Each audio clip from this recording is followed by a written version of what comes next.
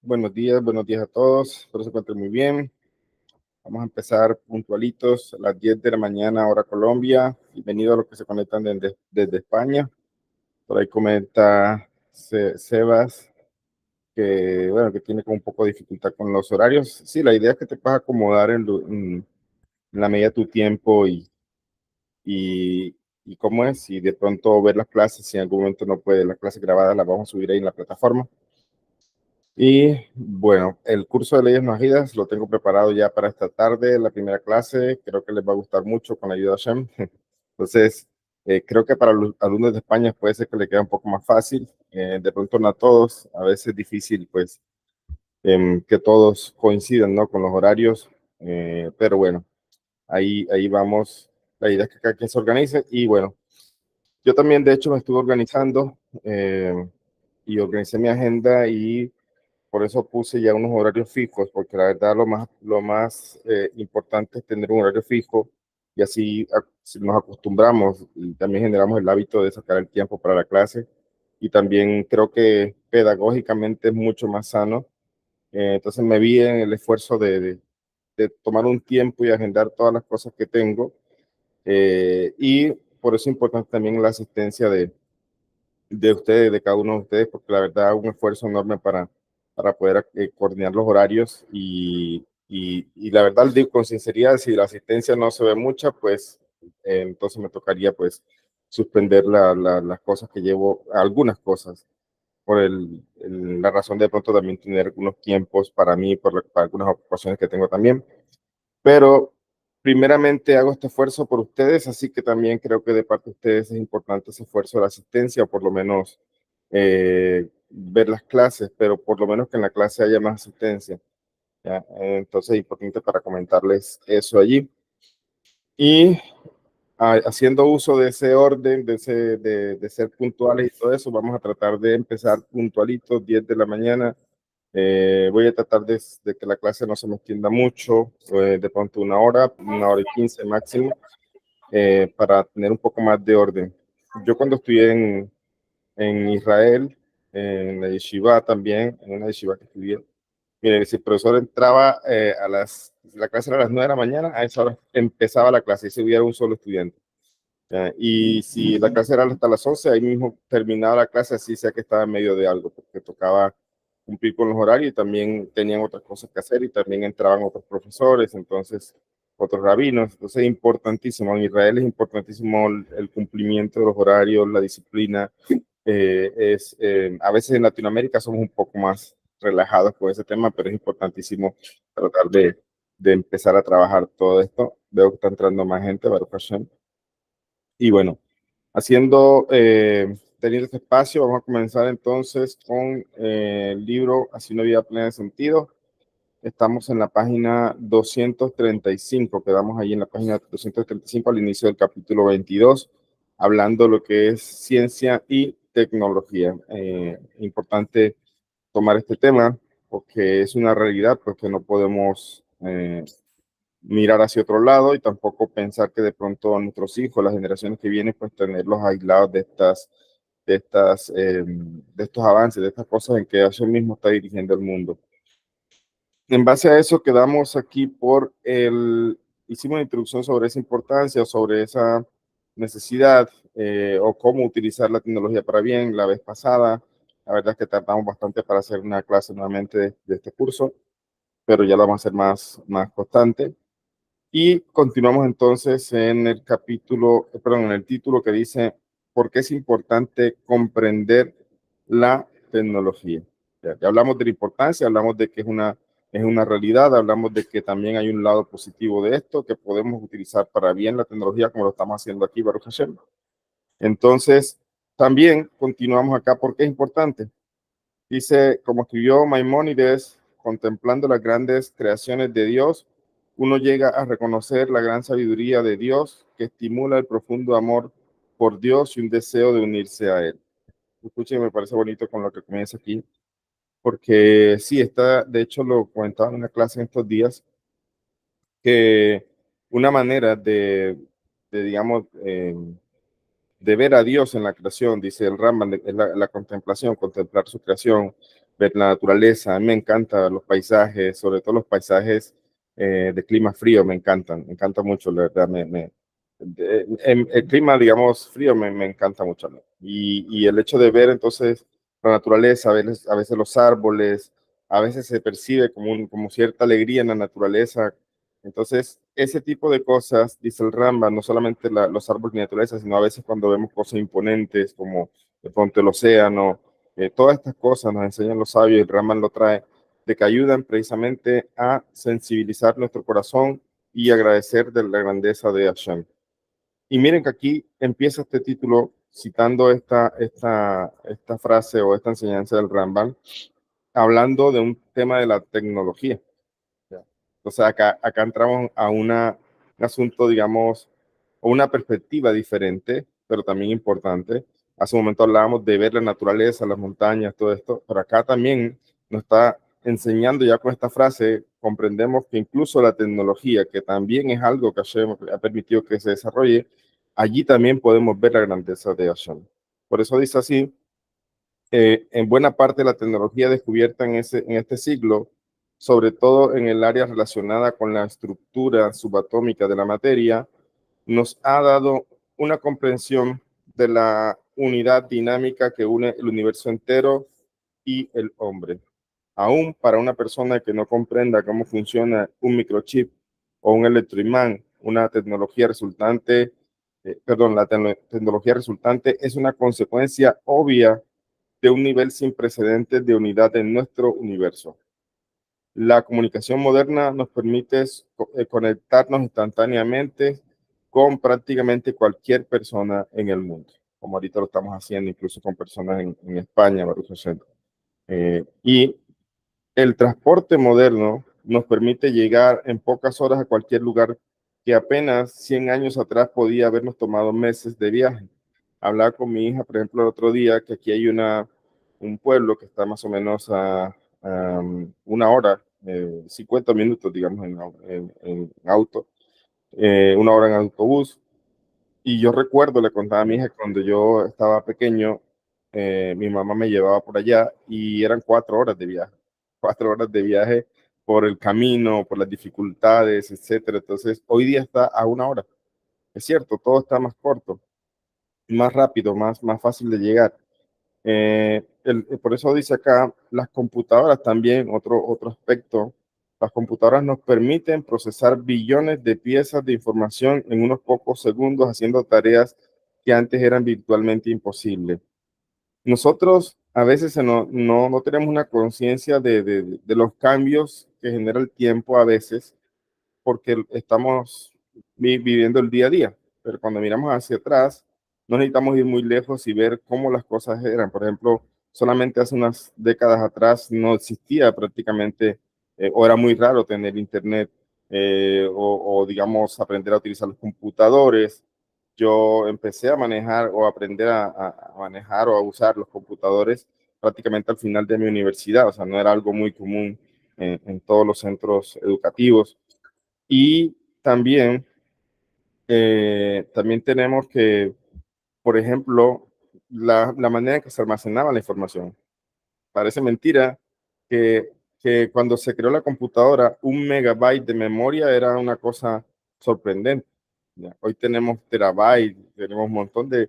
Entonces, ¿y cuánto ha pasado? No ha pasado mucho tiempo. O sea, no ha pasado mucho tiempo, la verdad. Y cómo todo va desarrollándose de una manera vertiginosa y todo esto está pasando, ya todo está pasando cuando lo analizamos de manera detallada, vemos precisamente la grandeza de Hashem en estas cosas y tiene una razón de ser. Por eso dice acá, las computadoras nos permiten procesar billones de piezas de información en unos pocos segundos, haciendo tareas que antes eran virtualmente imposibles. Si toda esta tecnología ahorra enorme cantidad de tiempo y energía y crea innumerables oportunidades nuevas para trabajo, pero esas ventajas deberían ser consideradas subproductos de la tecnología, cuyo verdadero objetivo es unificar el mundo y hacerlo un campo más fértil para una vida espiritual unificada. Esta es la respuesta para comprender la revolución tecnológica y a dónde nos está llevando. O sea, la revolución tecnológica no se está aislando. nos está a veces, estamos súper conectados, hiperconectados, y a veces incluso no tenemos tiempo. Incluso ahorita creo que los afanes también son mayores a veces. Tenemos más cosas y supone que tenemos más herramientas, pero entonces andamos más ocupados, a veces dos, tres trabajos o un trabajo de oficina, otro virtual, etcétera, y la verdad es que a veces el tiempo no alcanza mucho. Yo le decía a mi esposa, necesito una semana más larga para ordenar todas las clases que tengo, pero no la tengo, no tengo la semana más larga, me va a tocar mirar cómo me organizo y Baruch Hashem me organicé. Pero sí, verdad, a veces se hace difícil entender porque el tiempo se hace, no hay con mucho tiempo, o sea, y toca sacar tiempo para todo, pero al final de cuentas, el objetivo de la tecnología, como dice aquí, o estos desarrollos tecnológicos, es precisamente unificar al mundo, no separarlo. ¿Y cómo se unifica? Pues cuando utilizamos la tecnología para cosas saludables, para cosas sanas. ¿Ya? Dice acá, los veloces cambios tecnológicos que han tenido lugar durante las últimas generaciones coinciden con la predicción hecha hace unos 2000 años en el Zohar. Los que han leído mi libro también han visto que también hay un capítulo que habla de la ciencia como revelación divina. Allí explico toda esta parte un poco más detallada.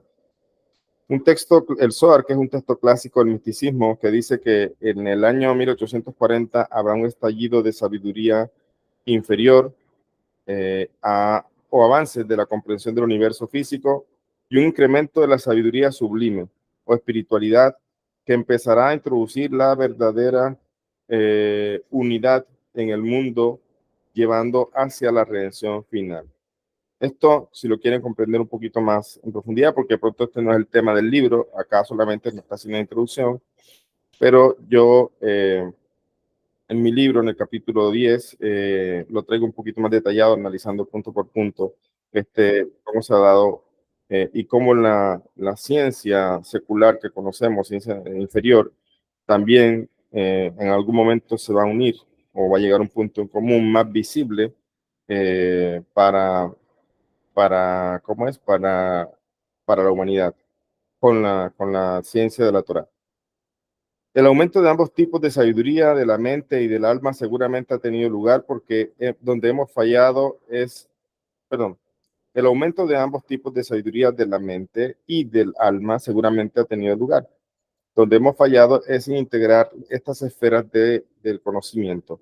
Solo equilibrando lo científico con lo espiritual podemos transformar el sueño de un ideal futuro en un plan funcional para la sociedad, pues la verdadera comunicación puede empezar solo cuando las mentes y almas interactúan. Con la unificación, perdón, con la comunicación viene la comprensión. Con la comprensión viene la compasión y con la compasión viene un movimiento natural hacia el universalismo. De modo que la actual revolución tecnológica es de hecho la mano de Dios en acción. Su objetivo es ayudarnos a hacer de Dios una realidad en nuestras vidas. Y a medida que pasa el tiempo y se hacen más descubrimientos, veremos más y más cómo la ciencia refleja y avanza paralela a las verdades de Dios. O sea, esto es inevitable. O sea, yo sé que, digamos, algunas personas, incluso dentro del judaísmo, son muy apáticas, incluso a veces muy abstraídas de lo que es la tecnología. Sin embargo, dentro de lo que eso es respetable, pero dentro de lo que nos enseña Rebe acá, es que en verdad no podemos hacernos los ciegos a esta mano de Dios, en cómo está actuando aquí en la mano de Dios en el mundo.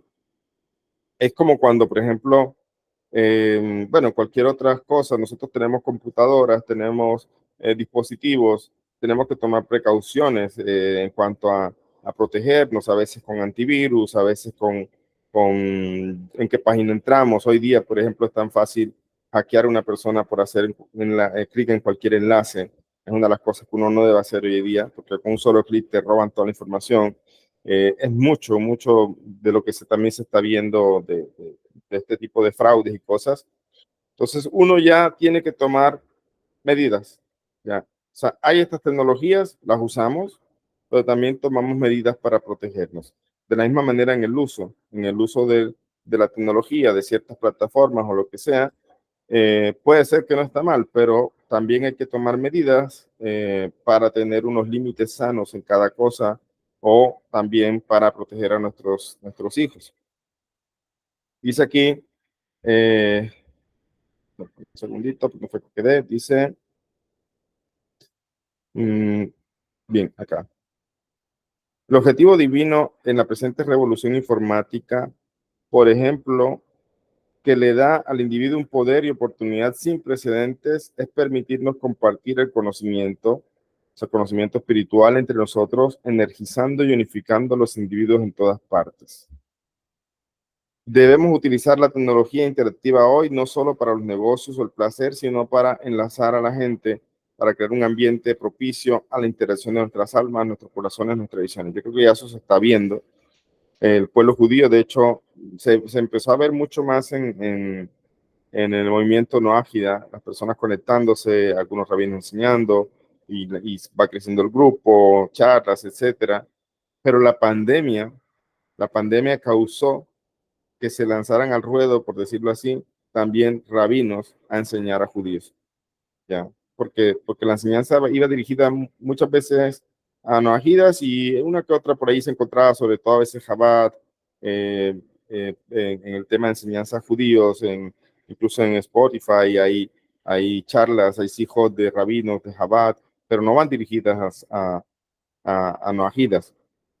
Había algo de esto, la verdad. Siempre ha habido. Chabad, la página Chabad siempre ha estado activa, fue una de las páginas que más contenido ha traído también. O sea, digamos, Chabad, gracias a lo que Rebe nos está haciendo aquí, tomó parte activa, no digo que sea el único, pero tomó parte activa en esta revolución informática y con esta orientación del Rebe. Pero aún así, no se veía mucho la enseñanza judía, digamos. Incluso algunos rabinos hoy día de pronto están orientando un poco en el tema de por lo menos dar ideas en el tema de Yurim, de conversiones. ¿Ya? Antes todo esto era muy complicado. Antes conseguir un libro judío también era complicadísimo. Antes conseguir una persona que estuviera dispuesta a dar una clase de Torah o de Parashá era muy difícil. Ya, era muy difícil, en verdad era muy complicado. Yo me acuerdo clases que a veces se recibían por Messenger, no sé si se acuerdan, ya, lo que utilizaron, alcanzaron a utilizar Messenger. Eh, Era por ese tipo de plataformas y era por contactos directos, de alguna manera recomendados, etcétera. Pero hoy día la pandemia causó que incluso grandes rabinos empezaran a dar clases porque los judíos estábamos encerrados. Todos no podíamos, digamos, asistir a veces a la yeshiva, a los kolelín, etcétera. Entonces, todo esto está dirigido por Hashem, ¿ya? Y el objetivo de todo esto es esparcir el conocimiento espiritual, como dice aquí, y conectarnos entre nosotros, judíos con judíos, no ágidas también, etcétera. Pero todo esto está dirigido desde el cielo, y como ya sabemos, en toda gran cosa, en toda gran luz que baja del cielo a través de todas estas cosas, también se pega, pues el Yetzirará, se pega al mal también para aprovecharse también allí, como siempre pretendiendo ser el bien en este mundo. Pero, pero miren cómo ha evolucionado todo esto. O sea, hoy día, en verdad, es un poco más fácil vislumbrar la Geulá. Antes no era fácil. Por lo menos, si de pronto en la historia no se conocían muchas personas del movimiento no ágida, primero porque también había mucha presión de las religiones mismo, y segundo porque tampoco había manera de difundir, ya sea por la presión o el contexto, ni segundo porque no había manera, porque eso era, no había las herramientas y tampoco había la necesidad de las naciones. Las naciones no les interesaba, no había el recipiente para eso. Entonces hoy día sí, y más que eso, Hashem viene y nos brinda estas tecnologías para conectarnos de diferentes partes del mundo, como lo estamos haciendo hoy. Dice aquí, comprender la ciencia y la tecnología como herramientas divinas para nuestro crecimiento personal y espiritual es también esencial para nuestro bienestar. La historia nos ha enseñado que no basta con que una sociedad sea científica o intelectualmente sofisticada, sabiduría, entre comillas, conocimiento, entre comillas, e iluminación, entre comillas, pueden ser pervertidos con mucha facilidad por las cualidades igualmente humanas de arrogancia y brutalidad. Solo cuando las imbuimos con una norma externa de bondad, con la norma de una vida virtuosa tal como fue dictada por Dios, la sabiduría puede alcanzar realmente un plano más alto. Esto nunca ha sido más cierto que hoy. Estamos presenciando una explosión de la tecnología que le da un poder no soñado antes al ser humano. Este libro fue publicado, un segundito, en el año 2009. 2009. En esos años que han pasado hasta ahora, de 2009 hasta acá, ha cambiado todavía muchísimo más todo. Y ya en este momento, pues se está hablando de estos cambios tecnológicos. Por eso dice aquí, nunca habíamos presenciado una explosión de la tecnología y nunca habíamos visto un poder que nos da al ser humano, que tal vez nunca se había soñado esta tecnología. La biotecnología, por ejemplo, nos ha dado acceso a las palancas de la creación, la capacidad de desarrollar nuevos y poderosos tratamientos médicos, por ejemplo, o inversamente el poder de dañar y destruir.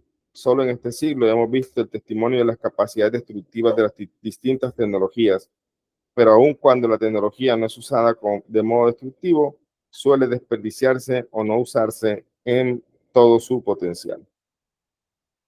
Cotidianamente, nuestra carga de trabajo manual se aliviana. Tenemos máquinas más eficaces para hacer el trabajo que se llevaba gran parte de nuestro tiempo. Aprovechamos esas horas ganadas pasando más tiempo con nuestros hijos y con los necesitados. Es decir, tenemos más tiempo. De hecho, una de las cosas que también preguntan el otro día con respecto al estudio de Torah por parte de la mujer judía, algunas personas pensaban que como la misma, la obligación, digamos, existe sobre el hombre, también la Torah nos explica, esa es otra cosa que la gente del pronto no sabe, pero también existe una obligación sobre la mujer judía de estudiar Torah. Lo que pasa es que en la práctica hay algunas diferencias, pero también la gente pensaba en algún momento que el judaísmo era machista en ese sentido, porque lo que tenían que estudiar Torah eran los hombres y las mujeres no podían estudiar. Pero no era eso, sino que en verdad había bastantes ocupaciones para la mujer, y incluso cuando antes se hacía por el faenado animal, la shejita, la mujer prácticamente terminaba el proceso en su casa. O sea, hacía lo que era el salado, se extraía la sangre, había mucho que hacer. Hoy día no, hoy día ya compramos la carne, ya todo viene, ya viene lista para cocinarla, para prepararla. Y esto ha generado que la mujer tenga también más tiempo para estudiar. Y de hecho, el Rebbe, ya lo vimos en el capítulo pasado, él dice, estamos en la revolución de la mujer, aquí donde la mujer también debe mostrar su potencial, porque estamos en ese punto. Y las ayudas tecnológicas nos han, en verdad, alivianado ciertas cosas, pero ahí está el punto que decía hace un momento. Sin embargo, a veces estamos con menos tiempo que antes. Entonces, ahí no tiene que detenerse, que fue lo que yo hice en estos días que empecé a compartir los horarios en los diferentes grupos. Yo me detuve y dije, bueno, necesito organizar mi agenda. Entonces, uno tiene que hacer un panorama de las cosas que tiene, priorizar también, ya priorizar cuáles son las cosas que puede uno ir dando o ir aplazando cada 15 días, o las cosas que son deben ser más frecuentes. Entonces uno tiene que hacer como un plan de trabajo. Primero una lista. Eso es como cuando uno llega a una empresa, por ejemplo, yo soy ingeniero, cuando llega a una empresa que me tocaba empezar a trabajar allí, lo primero que uno hace es un diagnóstico. O sea, es mirar cómo está la empresa. Uno no llega a cambiar las cosas sin saber cómo están, o a mejorar las cosas sin saber cómo están. Entonces uno primero que hace es un diagnóstico, empieza a recorrer las áreas, mirar de pronto algunos procesos, etcétera, y empezar a diagnosticar, es decir, tener una claridad en la actualidad de la empresa. Acá, ¿cómo se aplica eso? ¿Cómo lo aplico yo en lo que es organizar la agenda? Pues tengo que ponerme a escribir, ya yo a veces lo hago en mi agenda pequeña que tengo, o a veces en el computador, y lo hice en este caso en una hoja de Excel. Entonces me puse allí, hoy fui enumerando las actividades que tengo, las diferentes clases que doy, otras cosas que tengo que de pronto no son de clase, que son de mi trabajo también. Y luego de que hice esa lista que tengo allí, empecé como cuando uno empieza a acomodar fichas. Empecé a ver cómo podía acomodar las fichas para organizar mi tiempo y qué tiempo le iba a dedicar a cada cosa.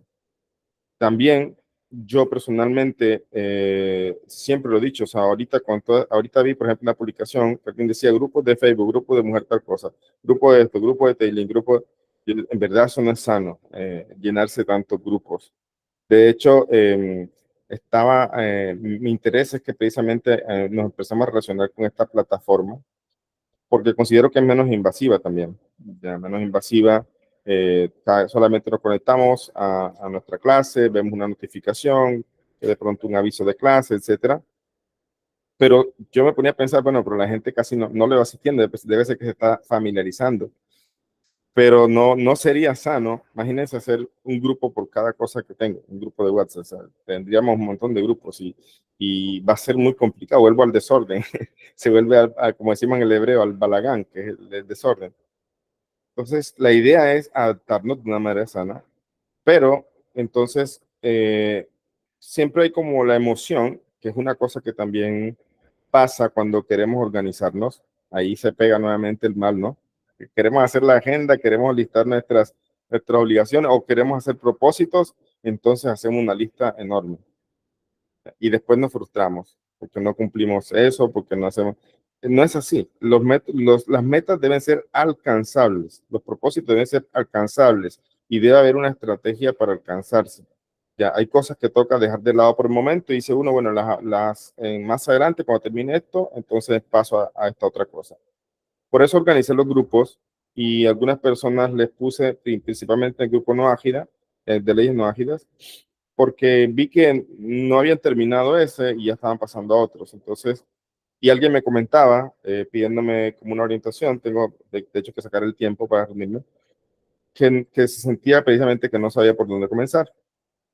Yo le dije, ok, vamos a empezar por este curso, cuando termines ese, entonces pasamos al otro. Y hay una cosa que yo también me propongo y es lo que empiezo, trato de terminar. Me propongo terminar. Porque yo también tenía eso a veces, empezaba una cosa y no la terminaba.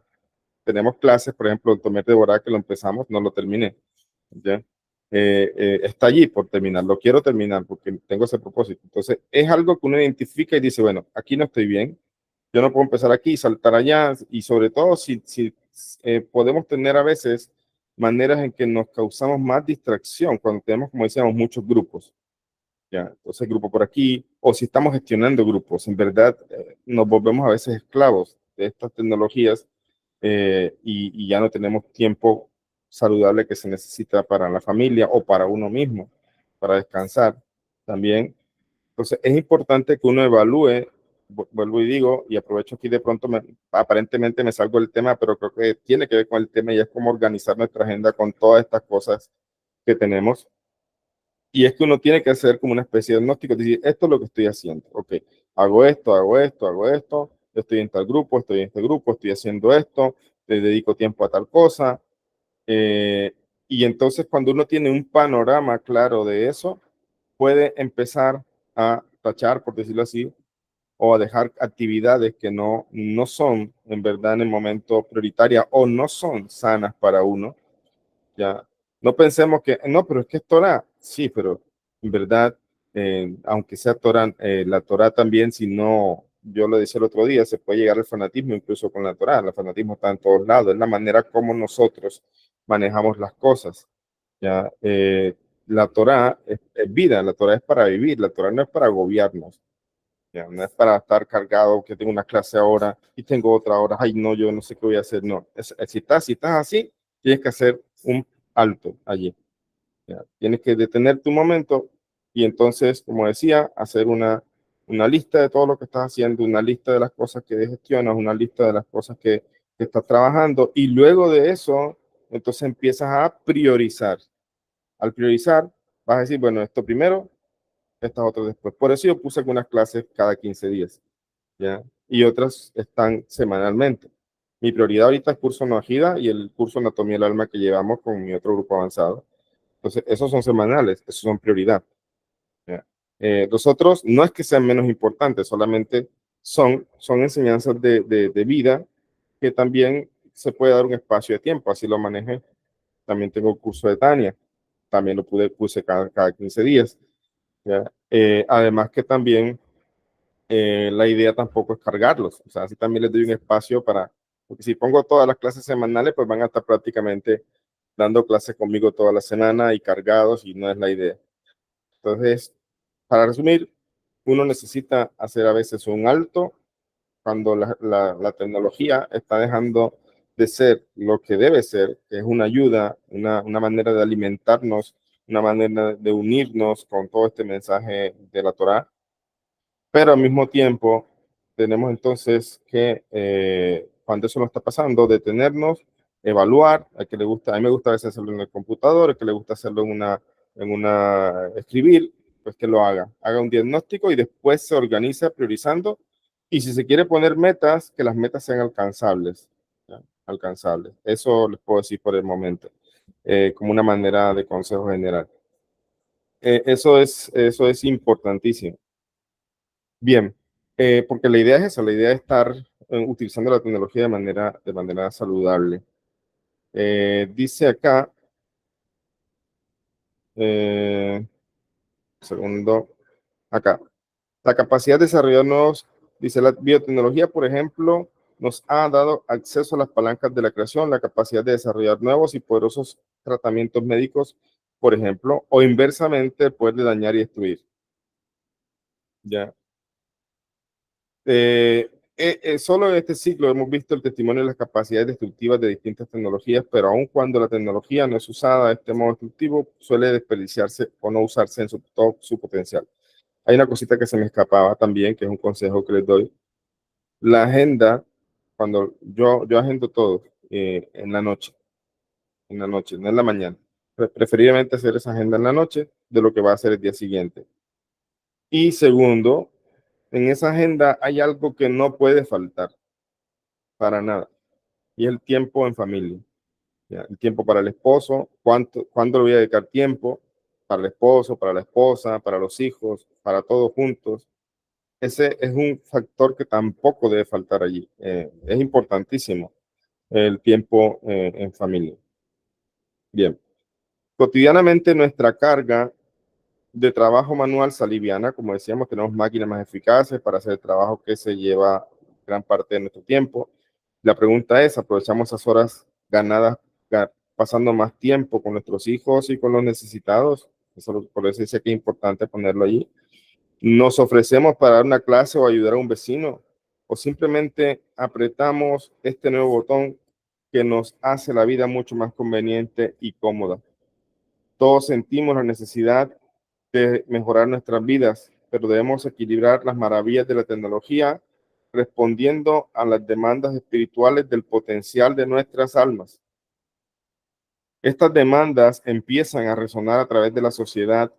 Los padres, por ejemplo, en la escuela, los padres, por ejemplo, ven con buenos ojos que sus hijos aprendan computación en la escuela, pero lamentan que esa preparación profesional no sea complementada por una capacitación más humana, más compasiva. Está muy bien aprender a programar una computadora, pero si un estudiante no adquiere un sentido de la disciplina y la integridad, puede usar esa capacidad solo para hacer estragos. Los mejores estudiantes y los mejores maestros reconocen que hay mucho que aprender inspeccionando el fracaso de las culturas anteriores a la nuestra. Al hacerlo, se vuelve dolorosamente evidente que ninguna cantidad de sabiduría o tecnología puede mejorar un sistema de valores que no haga lo suficiente eh, para desalentar el egoísmo o el mal. O sea, la tecnología no puede estar sola. Es como lo calamos, la ciencia va de la mano también con la Torah. Aquí la tecnología, pues, no está mal que se aprenda tecnología, no está mal que se aprenda a programar. A mí me gusta la tecnología, ya, pero también hay que imbuirla de valores, de ética, de todo lo que nos enseña la Torah. Con toda nuestra capacidad humana para el avance tecnológico, nunca debemos olvidar nuestro objetivo más alto. Debemos luchar por acentuar nuestra búsqueda científica de la verdad, expandiendo constantemente nuestra búsqueda espiritual de lo divino. El mensaje básicamente ya lo comprendimos, y el siguiente título viene hacer la pregunta de lo que ya yo más o menos mencioné, sobre si se puede conciliar ciencia y religión, que sabemos que sí, ya lo hemos hablado muchas veces en otras clases, pero vamos a ver qué nos comenta acá el libro. Podemos conciliar ciencia y religión, pero nuestra búsqueda espiritual la obstaculizan diferentes barreras.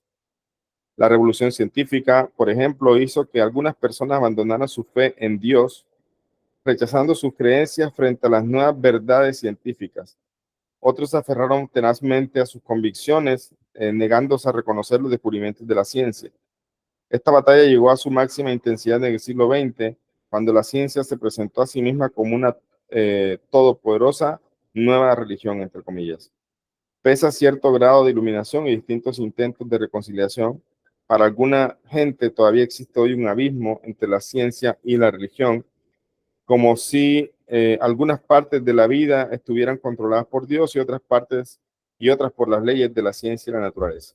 Eso es lo que yo también explicaba. Pensar que ciencia y religión no tienen nada que ver, o que si creo en ciencia no puedo creer en religión, porque también hay un sesgo de parte de los científicos y hay un sesgo de parte de los religiosos, o sea, de la gente que de alguna manera cree en Dios. Digo de alguna manera porque me refiero a veces a las religiones, pues cristianismo y todo esto. Tiene su error en la creencia, sabemos, pero también tienen un sesgo hacia la ciencia, como si la ciencia no fuera de Dios o algo así. Entonces, lo hemos hablado en algunas ocasiones, que tiene que ver esos sesgos precisamente con lo que ocurrió en la Edad Media, con la presión también de la iglesia hacia la ciencia, hacia los científicos. Se ejecutó a varios científicos o sabios de la época por aparentemente contradecir cosas o ir en contra de cosas de la Biblia, digamos. Y eso causó un periodo grande de oscurantismo, o sea, no brillaba esta intelectualidad en la parte científica porque era un riesgo de vida, y al mismo tiempo creó de parte de los científicos una idea, o de los que están del lado de la ciencia, una idea de que la religión o la creencia en Dios no da cabida a un pensamiento crítico y científico. Y por otro lado, los religiosos o los que siguen el cristianismo, eh, y también a veces, incluso, porque eso no es un tema de cristianismo, como dije, tiene que ver a veces de personas no ágidas, etcétera, que de pronto no han comprendido bien lo que es la unicidad de Hashem, que Él dirige todo. Entonces, a veces tienden un sesgo eh, hacia lo, hacia lo negativo, perdón, científico. En esta parashá, por ejemplo, ahora me acordé ahorita algo que compartíamos en la mesa de Shabbat, vemos que Moshe, Shelach Lechaz, envía para ti, Moshe envió espías. ¿Ya? ¿Quién, en ninguna parte Hashem dijo que enviaran espías, pero fue algo que se le ocurrió a Moshe, algo bueno, que al pueblo se le ocurrió y Moshe lo evaluó y al final consultó con Hashem y Hashem dijo, ok, está bien, envía espías.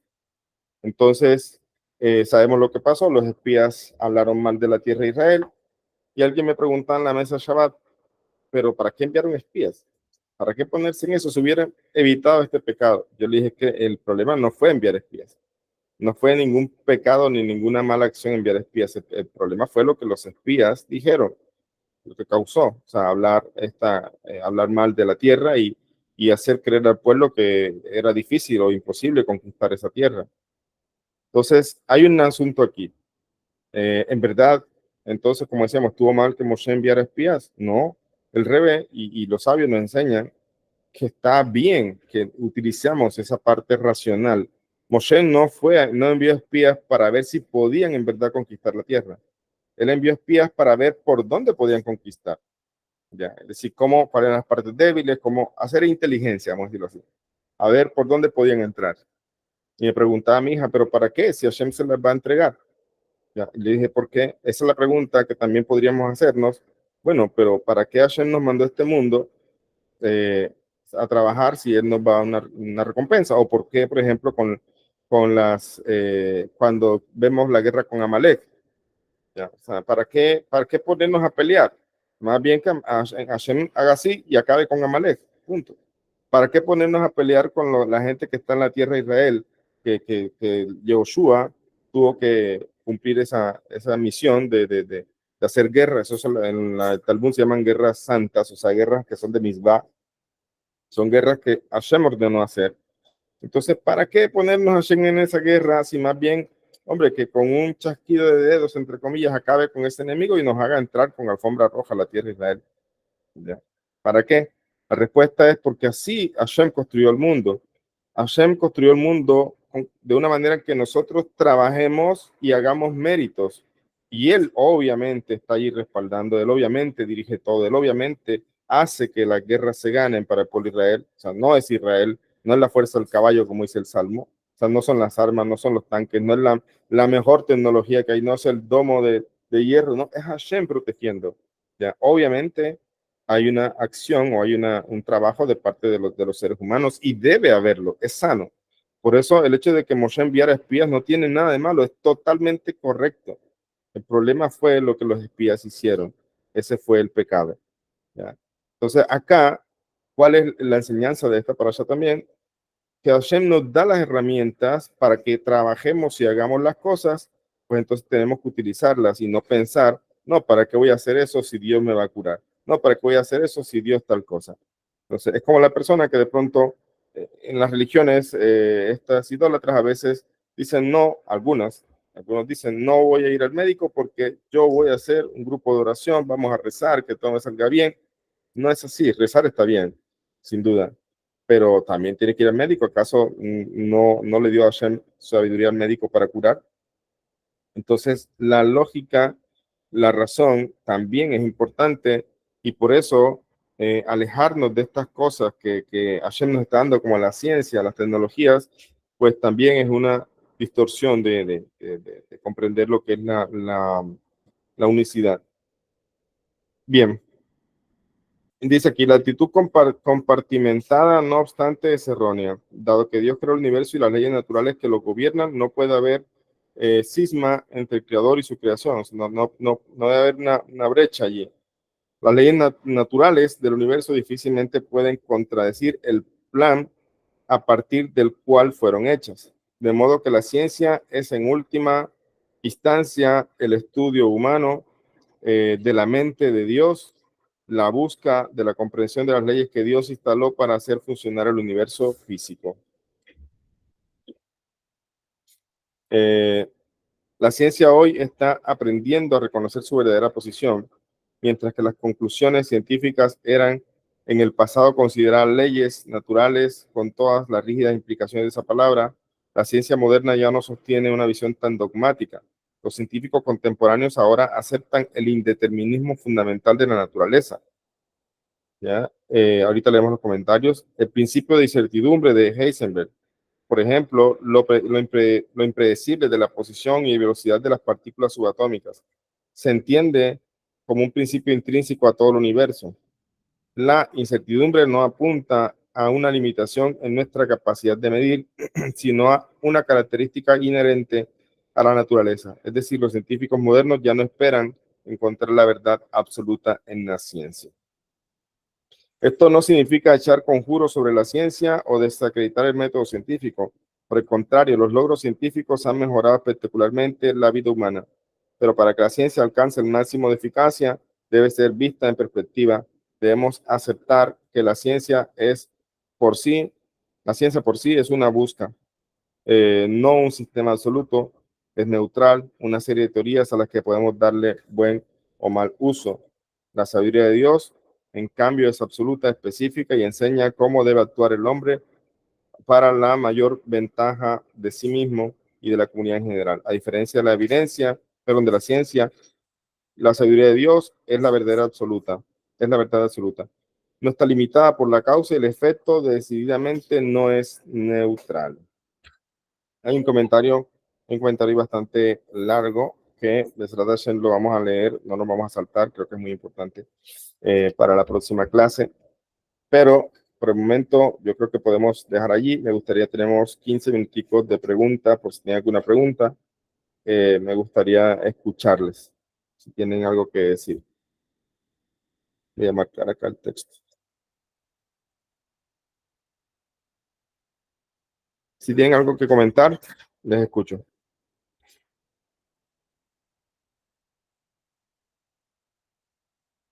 ¿Hay comentarios? Por acá, señora Elsie, levantó la mano. Adelante.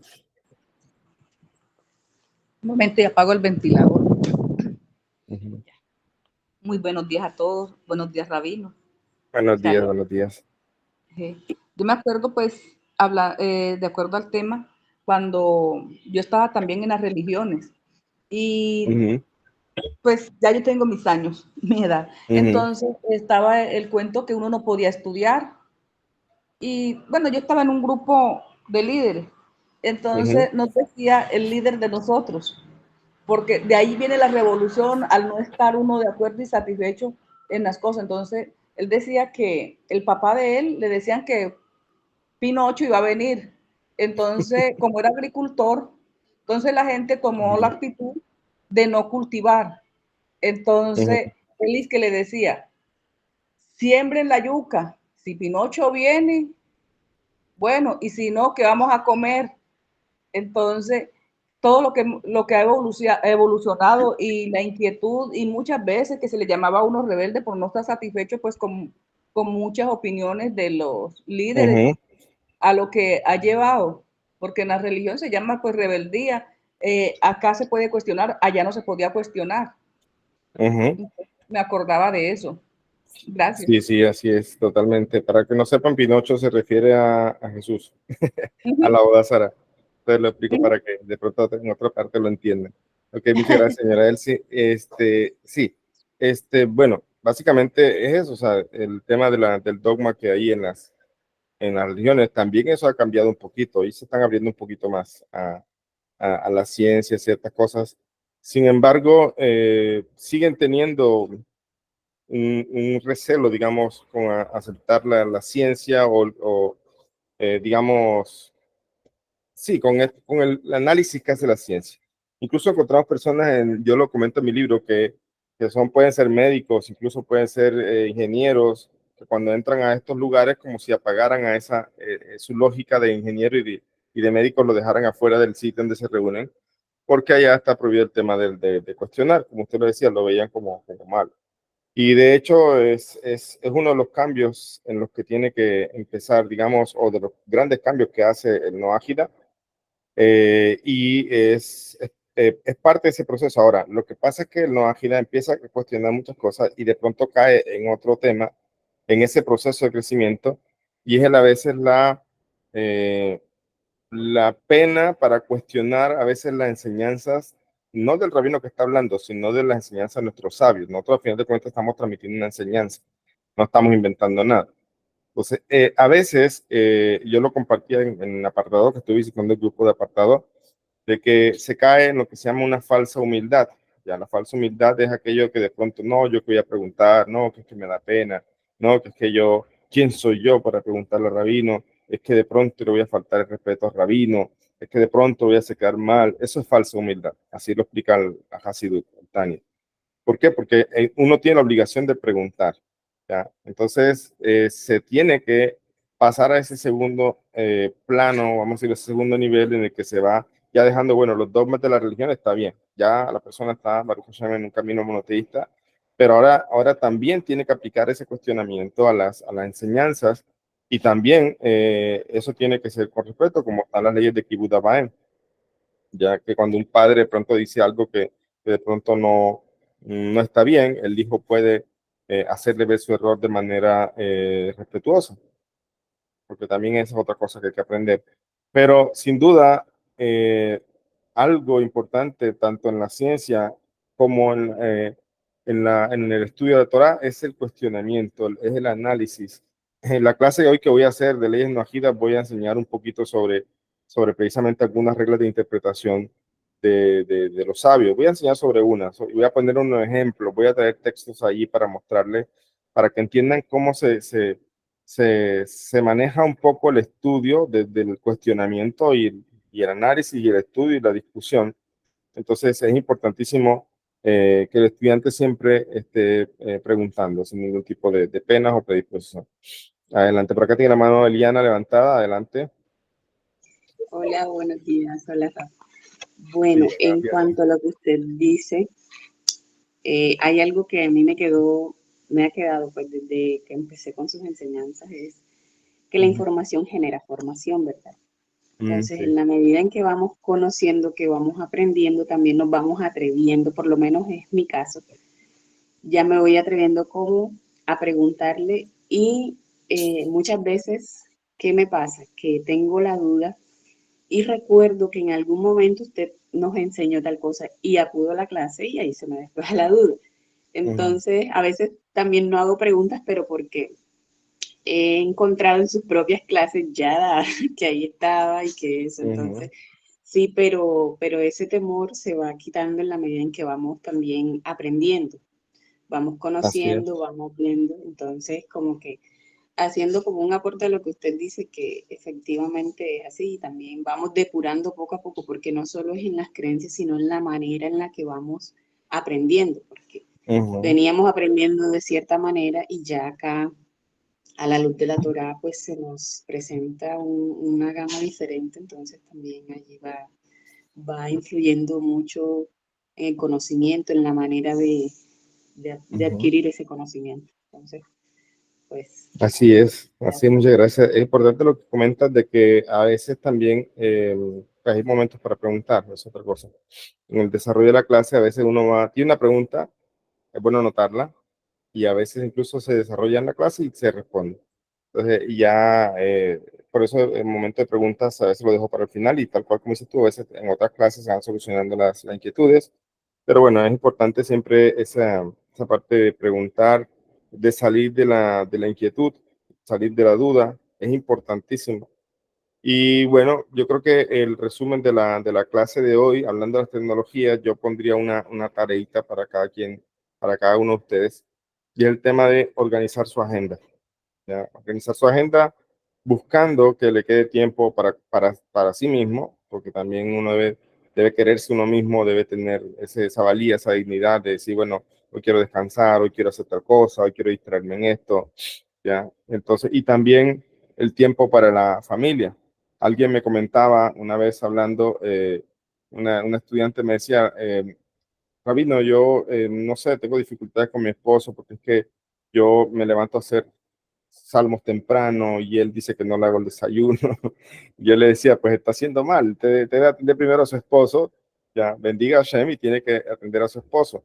Y va a haber tiempo para eso. Otra persona me decía, cuando llega mi esposo yo lo atiendo y así es lo correcto. O sea, no estoy siendo machista porque también el esposo debe atender a la esposa, pero estoy poniendo el ejemplo que me comentaban. Pero el punto es ese, si uno está viviendo con una persona, tiene hijos, tiene una familia, pues el tiempo para uno es importante, el tiempo para la familia es importante y es algo que debe estar sí o sí en la agenda, incluso de primero, y cómo organiza entonces uno las cosas, cómo se organiza uno también en cuanto a la información, la hiperinformación que tiene, uno debe también saber escoger, bueno, en este momento estoy en este punto, voy a quedarme con tal o cual punto de información, o sea, para no hablar de grupos, pero a fin de cuentas que hay mucha saturación de grupos también, la gente, algunos de entre los que me escribieron en el formulario cuando hicimos como esa retroalimentación, en verdad estaban sobrecargados con cosas y es bueno entonces hacer esa tarea, digamos que queda eso de tarea para cada quien, no es una tarea que me tengan que entregar a mí, sino para ustedes mismos, para que organicen su agenda, priorizando, primero haciendo un listado de las cosas que hacen, priorizando y ordenando de una manera en que quede tiempo para cada cosa y también tiempo para cada uno de ustedes. Ok, bueno, vamos a dejar allí por el momento. Eliana, por acá saluda, Sarita, que saludos. Y bueno, les deseo una bonito resto de día. Te mando saludos, Eliana, también. Que Dale, tengan un Karina, bonito día, muchas todo lo gracias, mejor, Rafa. bonita semana Gracias, y nos vemos luego en la clase de leyendo agidas. Chao, chao. bueno, no sé. Chao. Bueno, voy aquí. Gracias. Chao.